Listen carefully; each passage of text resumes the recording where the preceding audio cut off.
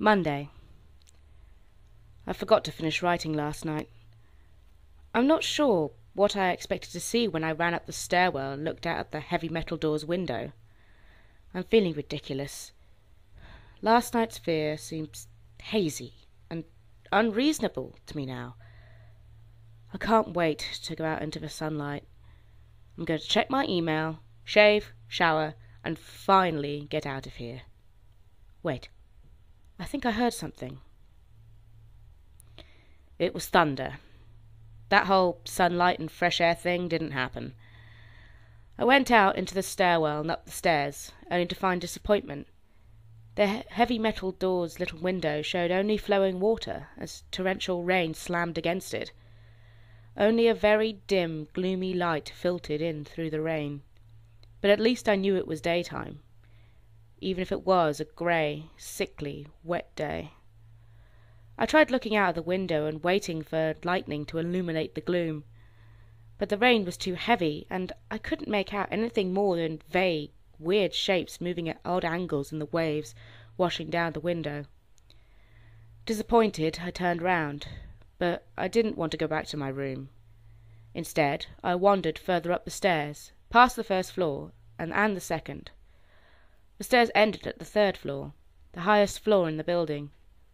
I looked through the glass that ran up the outer wall of the stairwell, but it was that warped, thick kind that scatters the light. Not that there was much to see through the rain to begin with. I opened the stairwell door and wandered down the hallway. The 10 or so thick wooden doors, painted blue a long time ago, were all closed. I listened as I walked. But it was the middle of the day, so I wasn't surprised that I heard nothing but the rain outside.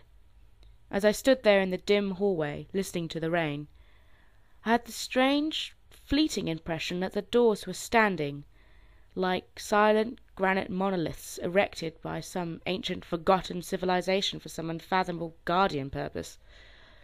Lightning flashed, and I could have sworn that, for just a moment, the old grainy blue wood looked just like rough stone.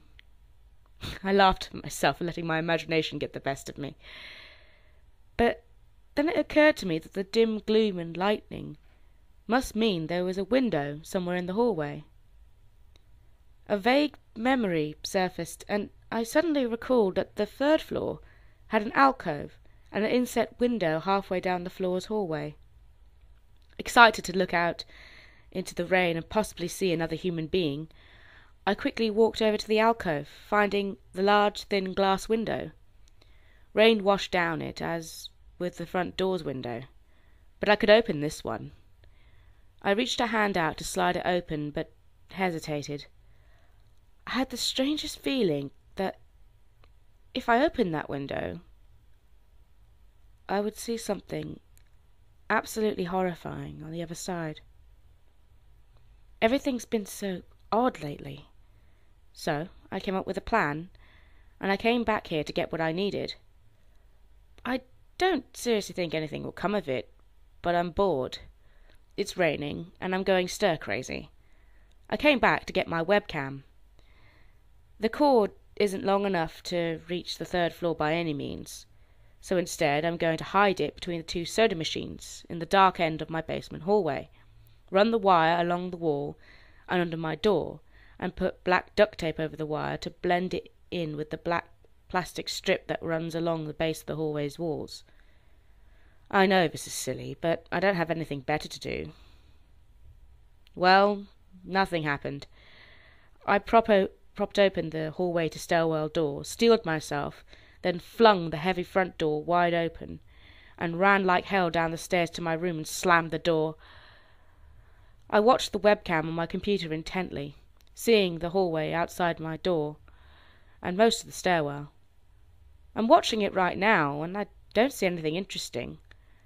I just wish the camera's position was different so I could see the front door. Hey! Someone's online! I got out an older, less functional webcam I had in my closet to video chat with my friend online. I couldn't really explain to him why I wanted to video chat, but it felt good to see another person's face. He couldn't talk very long, and we didn't talk about anything meaningful, but I felt much better. My strange fears almost passed. I would feel completely better, but there was something odd about our conversation. I know that I've said that everything has seemed odd, but still, he was very vague in his responses. I can't recall one specific thing that he said. No particular name, or place, or event.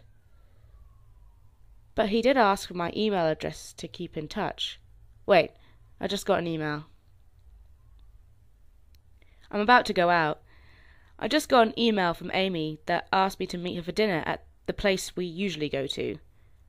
I do love pizza, and I've been eating random food from my poorly stocked fridge for days, so I can't wait. Again, I feel ridiculous about that odd couple of days I've been having. I should destroy this journal when I get back. Oh, another email. Oh my God. I almost left the email open the door. I almost opened the door, but I read the email first. It was from a friend I haven't heard from in a long time, and it was sent to a huge number of emails that must have been every person he had saved in his address list. It had no subject, and it said simply, "Seen them with your own eyes. Don't trust them, they." What the hell is that supposed to mean? The words shock me, and I keep going over and over them. Is it a desperate email sent just as something happened? The words are obviously cut off without finishing. On any other day, I would have dismissed this as spam from a computer virus or something, but the words, "Seen with your own eyes." I can't help but read over this journal and think back over the last few days, and realize that I have not seen another person with my own eyes or talked to another person face to face. The webcam conversation with my friend was so strange, so vague, so eerie. Now that I think about it, was it eerie, or is fear clouding my memory? My mind toys with the progression of events I've written here, pointing out that I have not been presented with one single fact that I did not specifically give out unsuspectingly. The random wrong number that got my name and the subsequent strange return call from Amy, the friend that asked for my email address. I messaged him first when I saw him online, and then I got my first email a few minutes later after that conversation. Oh my God. That phone call with Amy. I said over the phone. I was said that I was within half an hour's walk of 7th Street. They know I'm near here. What if they're trying to find me? Where is everyone else? Why haven't I seen or heard anyone else in days? No. This is crazy. This is absolutely crazy. I need to calm down. This madness needs to end. I don't know what else to think. I ran about my apartment furiously, holding my cell phone up to every corner to see if I got a signal through the heavy walls. Finally, in the tiny bathroom, near one ceiling corner, I got a single bar. Holding my phone there, I sent a text message to every number in my list. Not wanting to betray anything about my unfounded fears, I simply sent, "You seen anyone face to face lately?" At that point, I just wanted any reply back. I don't care what the reply was, or if I embarrassed myself. I tried to call someone a few times, but I couldn't get my head high up enough. I brought my cell phone down even an inch. It lost signal. Then I remembered the computer and rushed over to it, instant messaging everyone online. Most were idle or away from their computer. Nobody responded. My messages grew more frantic, and I started telling people where I was and to stop by in person for a host of barely passable reasons. I didn't care about anything at that point. I just needed to see another person. I also tore apart my apartment, looking for something that I might have missed, some way to contact another human being without opening the door. I know it's crazy. I know it's unfounded, but what if? What if? I just need to be sure. I taped the phone to the ceiling in case.